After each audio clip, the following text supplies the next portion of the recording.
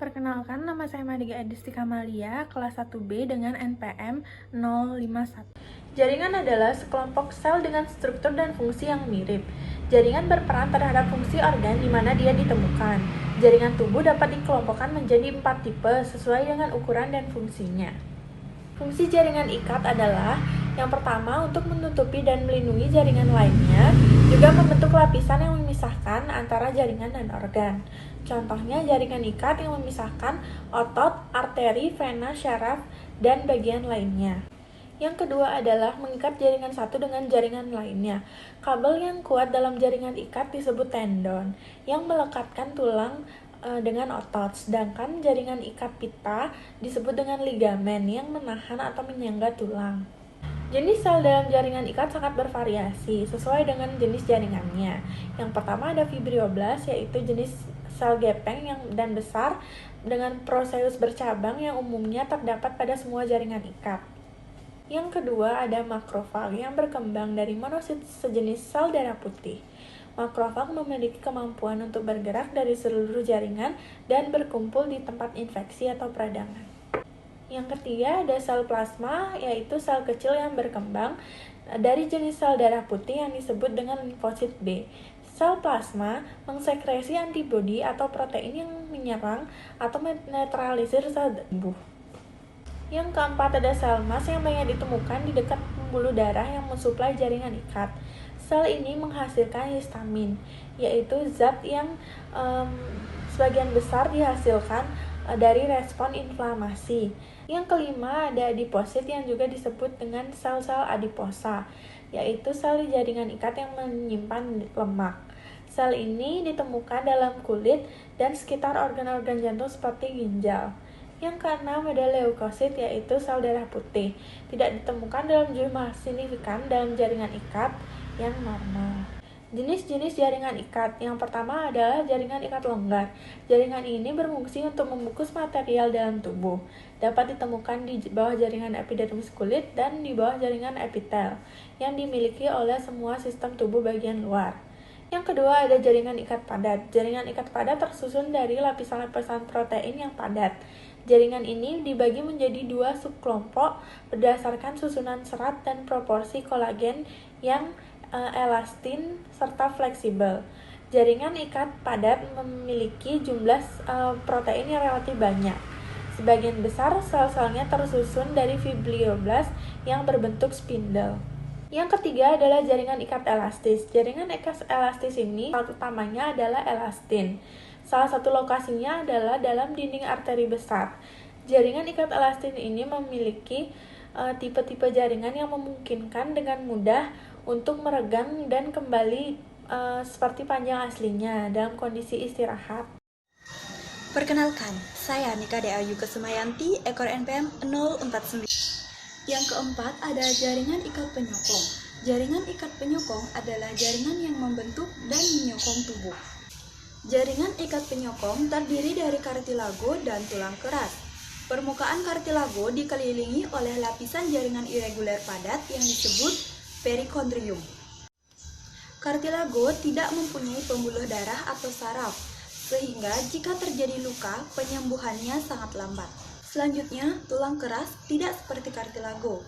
Tulang kaya akan suplai darah sehingga tulang dapat memperbaiki dirinya sendiri lebih cepat dari kartilago. Yang kelima, jaringan ikat cair, yang terdiri dari jaringan sel darah dan jaringan limfa.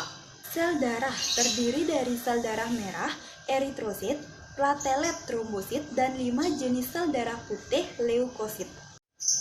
Sel darah merah membawa oksigen yang terikat dengan besi dalam bentuk hemoglobin. Platelet mencegah pendarahan melalui proses pembekuan darah. Sel darah putih menghancurkan patogen secara fagositosis dan memproduksi antibodi sehingga memberikan imunitas terhadap penyakit. Selanjutnya, jaringan limfa. Jaringan limfa adalah jaringan ikat cair yang terdiri dari beberapa tipe sel dalam matriks ekstraseluler yang jernih mirip dengan plasma darah tetapi sedikit protein.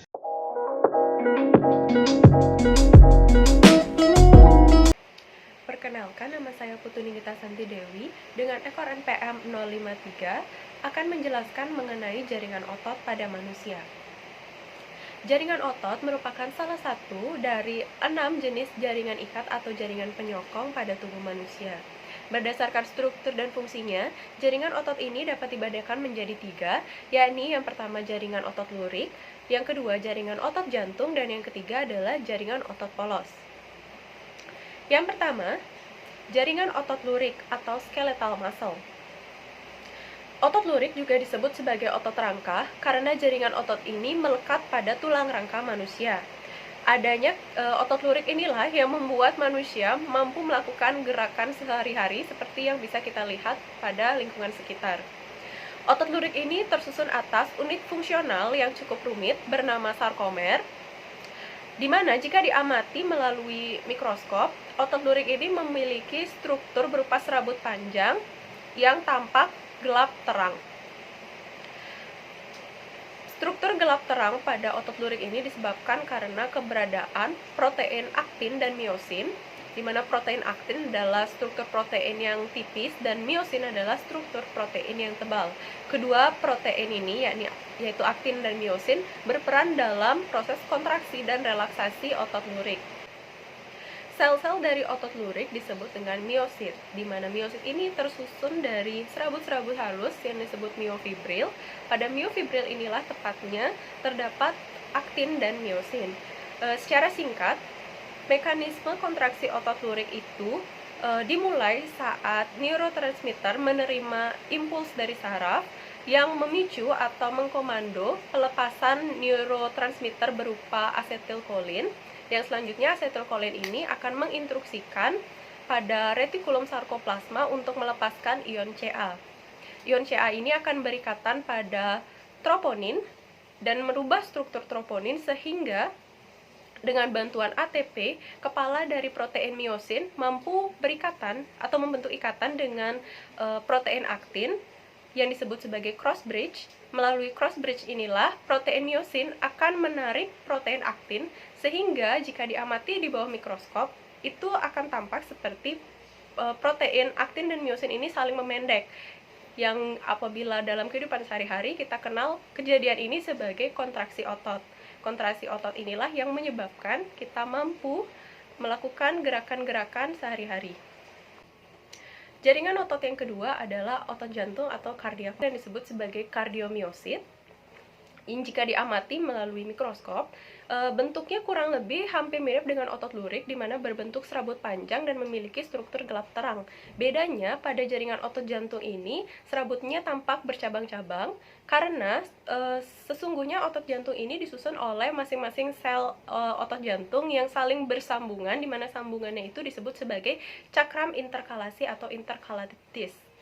Tidak seperti otot lurik, otot jantung ini hanya memiliki, masing-masing sel otot jantung ini hanya memiliki satu inti yang terletak di tengah, berbeda dengan otot lurik yang memiliki banyak inti terletak di tepi. Jaringan otot yang ketiga adalah otot polos atau smooth muscle.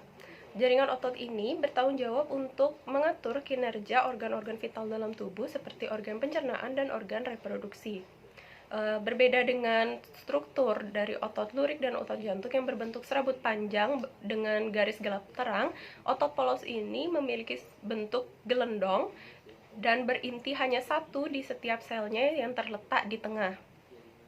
Berikut ini merupakan tabel perbedaan antara otot lurik, otot jantung, dan otot polos. Yang pertama, dari segi letak, otot lurik melekat pada tulang rangka, sedangkan otot jantung terletak pada dinding jantung dalam fungsinya untuk mendukung proses kontraktil otot jantung. Yang ketiga, otot polos terletak di dinding organ vital internal seperti organ pencernaan dan organ reproduksi. Yang kedua, berdasarkan bentuknya, otot lurik berbentuk silindris panjang, otot jantung juga berbentuk silindris panjang tetapi dia memiliki struktur bercabang lagi, sedangkan otot polos berbentuk gelendong. Yang ketiga, berdasarkan jumlah inti, otot lurik tampak memiliki banyak inti yang terletak di tepiannya, sedangkan otot jantung hanya memiliki satu inti di setiap sel yang terletak di tengah. Sama juga dengan otot polos yang hanya memiliki satu inti terletak di tengah pada masing-masing selnya. Berdasarkan cara kerja, otot lurik bekerja secara sadar atau volunteer, sedangkan otot jantung dan otot polos bekerja secara tidak sadar atau involunteer. Menurut pusat kendalinya, otot lurik dikendalikan oleh saraf pusat, sementara otot jantung dan otot polos dikendalikan oleh saraf otonom. Respon kerja otot lurik cenderung cepat dan mudah lelah, sedangkan respon kerja otot jantung dan otot polos sedang sampai lambat tetapi tidak cepat lelah. Ketahanan kontraksi otot lurik itu sebentar, sementara ketahanan kontraksi pada otot jantung dan otot polos itu cenderung dalam jangka waktu yang lama.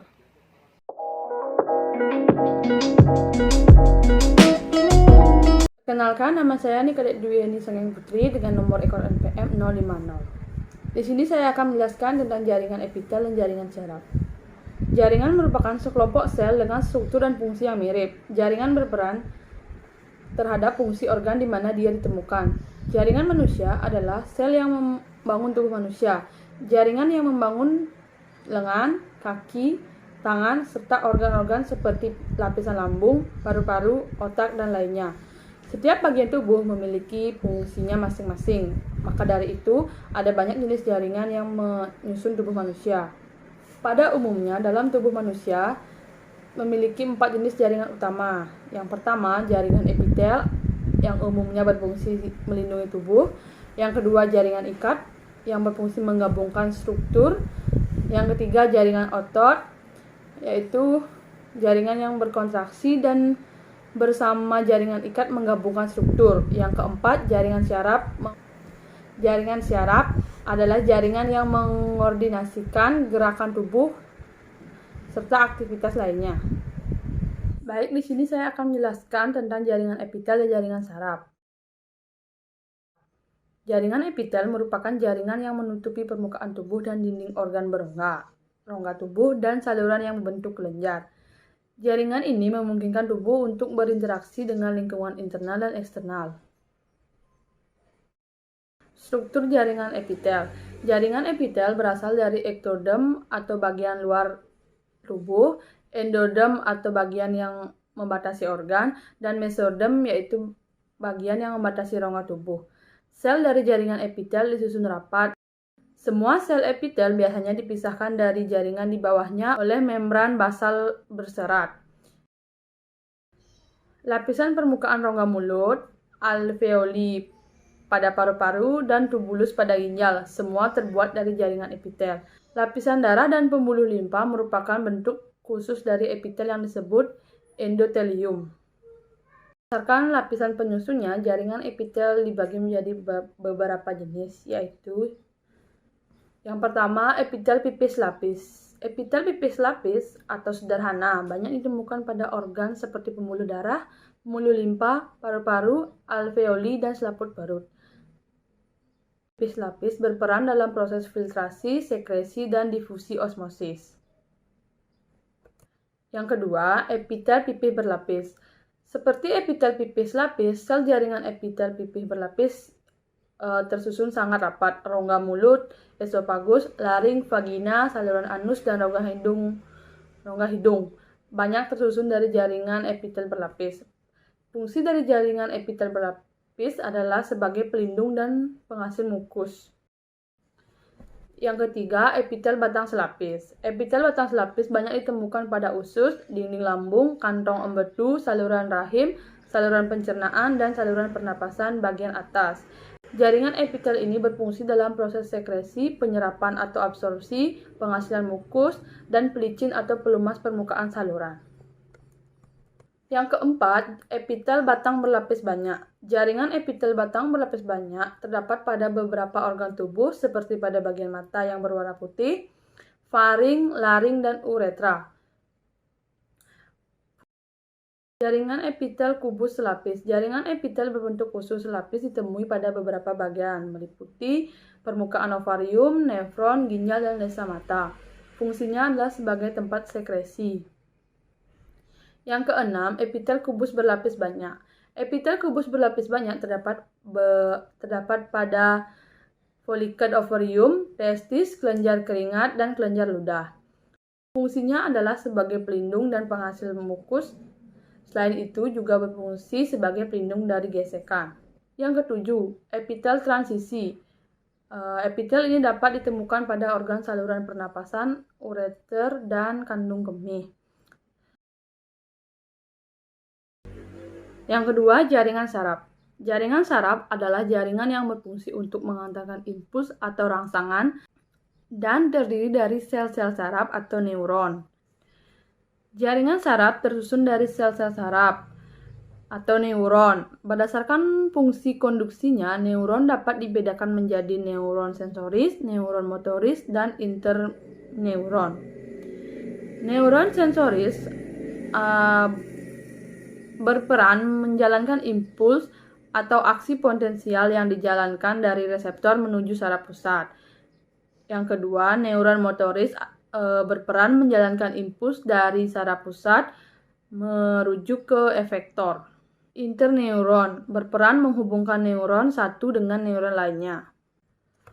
Fungsi dari jaringan saraf yaitu yang pertama merespon perubahan lingkungan atau instabilitas, yang kedua membawa impuls-impuls saraf ke pusat saraf maupun sebaliknya. Yang ketiga bereaksi aktif terhadap rangsang yang datang berupa gerakan pindah atau menghindar. Sel saraf. Sel saraf atau neuron berfungsi menerima dan mengirimkan impuls saraf. Sel saraf terdiri dari badan sel, inti sel, dan sitoplasma yang memanjang keluar dari badan sel dan membentuk serabut-serabut saraf yang halus. Serabut saraf dibedakan menjadi dua macam, yaitu akson atau neurit dan dendrit.